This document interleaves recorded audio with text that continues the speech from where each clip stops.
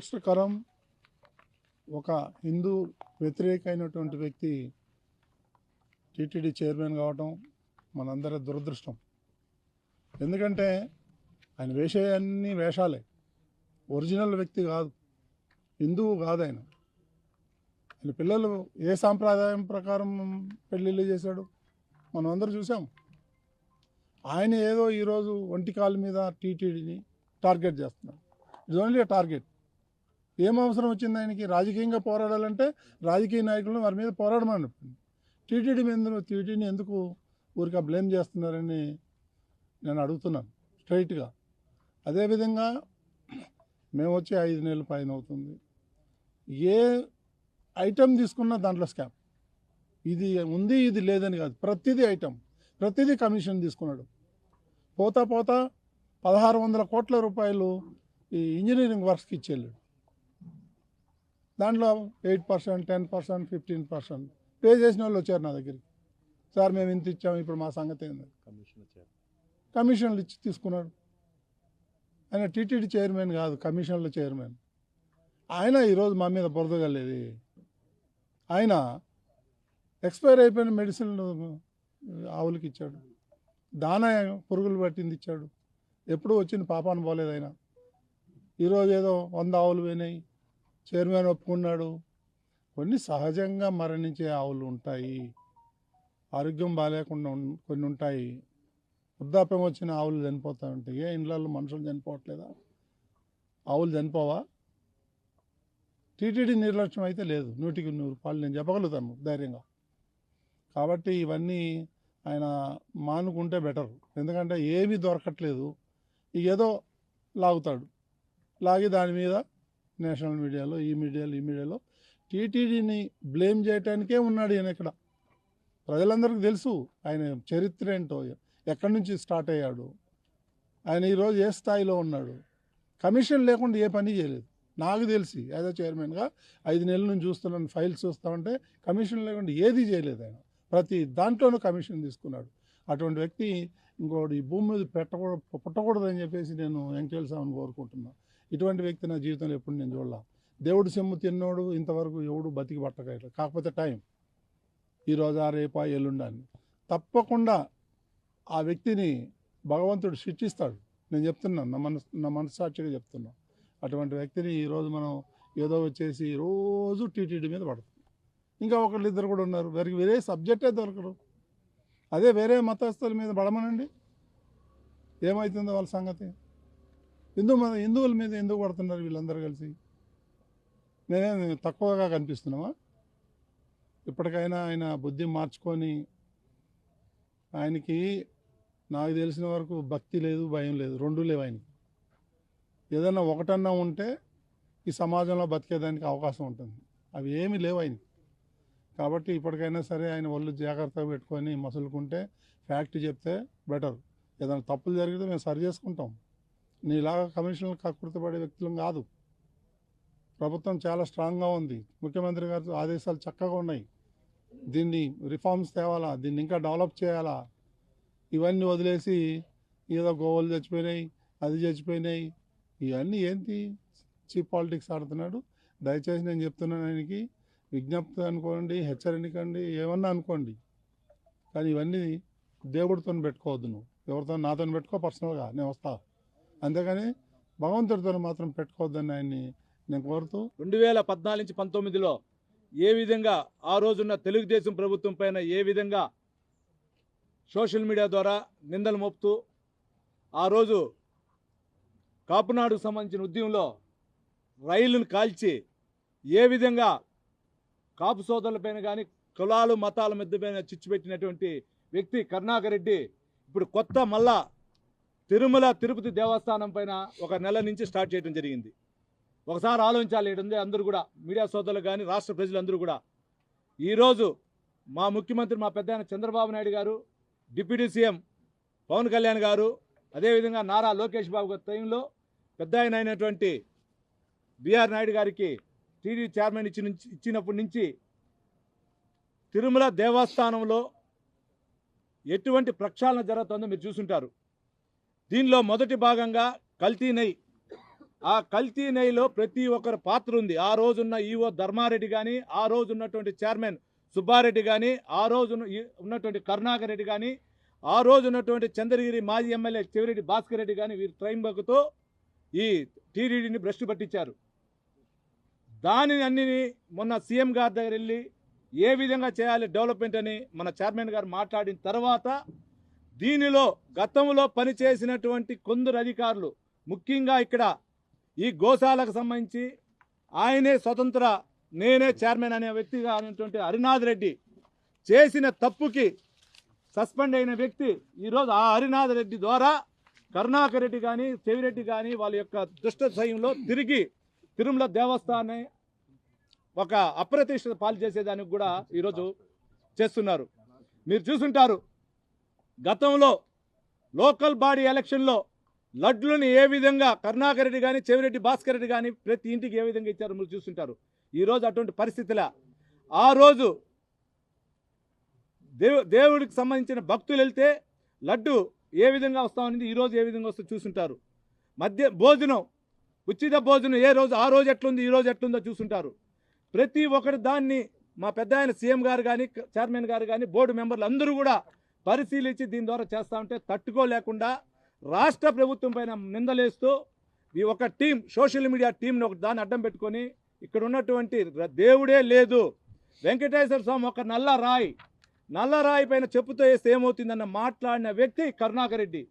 అటువంటి వ్యక్తి ఈరోజు చైర్మన్ అయిన తర్వాత ఎన్ని లక్షల కోట్లు సంపాదించాడో, ఇక్కడ టీడీడీకి సంబంధించిన బిల్డింగ్లు ఏ విధంగా కొట్టి తన సొంత పర్సంటేజ్ కోసం ఏ విధంగా దాన్ని మార్చాడో మీకు తెలిసిన వ్యక్తి అందరికి కూడా. అటువంటి వ్యక్తి ఈరోజు హిందూ సంప్రదాయం పైన హిందూ మనోభావాల పైన దెబ్బతీసే విధంగా ఈ కుట్ర చేస్తున్నారు. దీనికి తగిన మూల్యం చెల్లించుకుంటారు ఈ వైసీపీ నాయకులు. ముఖ్యంగా చైర్మన్ గారు మనరాని మాటలను కూడా అన్నట్టు సోషల్ మీడియాలో పెడుతున్నటువంటి వైసీపీ నాయకులను కూడా తొందరలో మా నాయకుడు చెప్పిన విధంగా చట్టరీత్యా చర్యలు తీసుకునే విధంగా చంద్రగిరి ఎమ్మెల్యే నేను కానీ భానుప్రకాష్ గారు కానీ ఇక్కడే అందరూ కూడా తిరుపతి ఎమ్మెల్యే జనసేన ఎమ్మెల్యే మన శ్రీనివాసులు అన్న గారు కానీ అందరూ కూడా మేము ముందుంటాం. మీ ద్వారా ఆ వైసీపీ నాయకులు కరుణాకర్ రెడ్డికి కానీ వాళ్ళకి ఒకటే విన్నపం, అయ్యా నువ్వు రాజకీయం చేయాలంటే నేరుగా మాట్లాడు, దేవుడితో పెట్టుకోవద్దు. 7 కొండలను 5 కొండలు చేస్తానన్నప్పుడే జరిగిన సంఘటనలు మీకు తెలుసు. ఇది ఇంకా పద్ధతి కాదు. మిమ్మల్ని ఆల్రెడీ వైసీపీ నాయకులందరినీ కూడా ఇంటికి పంపించడం జరిగింది. ఇది మంచి పద్ధతి కాదు అని తెలియజేసుకుంటుంది. సిగ్గులేని వైసీపీ ప్రభుత్వం గతంలో 2019 నుంచి 24 వరకు ధార్మిక క్షేత్రాన్ని ధనార్జన క్షేత్రంగా మార్చుకొని టీటీడీ చరిత్రలో ఎప్పుడు కమిషన్లు తీసుకునే చైర్మన్ టీటీడీ ఎప్పుడు లేదు. కేవలం జగన్మోహన్ రెడ్డి హయాంలో ఆఖరి 2 సంవత్సరాల్లో ఒక మహానుభావుడిని తీసుకొని వచ్చి భగవంతుడి మీద నమ్మకం విశ్వాసం లేనటువంటి వ్యక్తిని టీటీడీ ధర్మకర్తల మండలి అధ్యక్షుడిగా నియమించాడు. తిరుపతిలో ఏ ప్రజలను అడిగినా చెప్తారు, ఆ రోడ్డులో 10%, ఈ రోడ్లో 10%, దాంట్లో 15%.